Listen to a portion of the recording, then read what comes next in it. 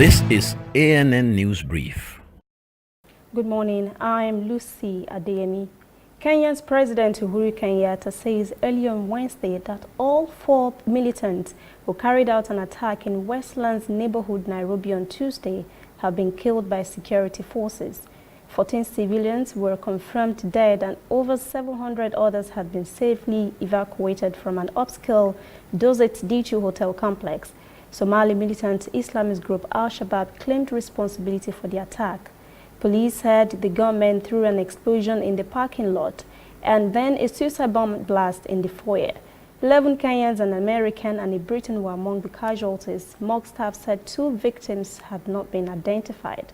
At least 2 groups of people have still been trapped inside as dawn broke and gunfire continued to ring out around the complex. The African Union AU is aiming to raise $100 million from member states for its peace fund. In the long run, the AU wants to self-sponsor its peace effort across the continent. So it established the Peace Fund with $60 million in initial contributions.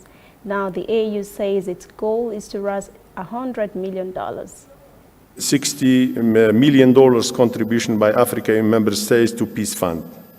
This represents the highest contribution since its establishment, and based on additional commitment expressed during the last Assembly of Heads of State, we are projecting to reach $100 million US dollars contribution by early 2019. Chagu said the funds will finance mediation, institutional capacity building, and the initial deployment of peace support operation efforts.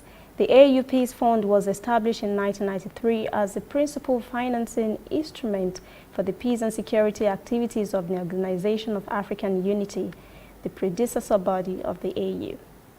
We'll be back after this short break. This used to be me.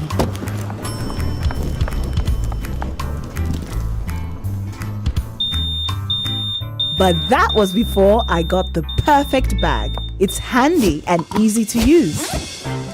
All I need in one compact space, just like my MTN Extra Value plan. I used to get one plan for my calls and then try to remember which data plan worked for me. Roaming was a totally different ballgame. Not anymore. I've got the MTN Extra Value all-in-one plan. If you're a data buff like me, you get extra data with some talk time. And if you like to make calls, you get extra talk time with some data. And when I'm abroad, I automatically browse, chat, and call right on the same plan. MTN Extra Value was made just for me. More of data or calls, whichever one you prefer. MTN Extra Value is made just for you.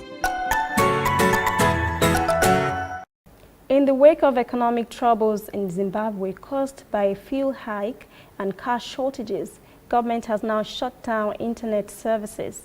The country's largest mobile operator, Econet Wireless, said on Wednesday its internet services had been cut off following government order amid deadly protests in the country. It says all networks and providers had suspended their services as well. 3 persons, including a police officer, had died during Monday's demonstrations called by the main labor union in the capital and second city, Bulawayo, to protest a sharp rise in the fuel price and economic hardship. Internet services were cut by mid-morning on Tuesday, leaving many people without access to social media platforms amid accusations that the government wanted to prevent images of its heavy-handedness from being broadcast around the world.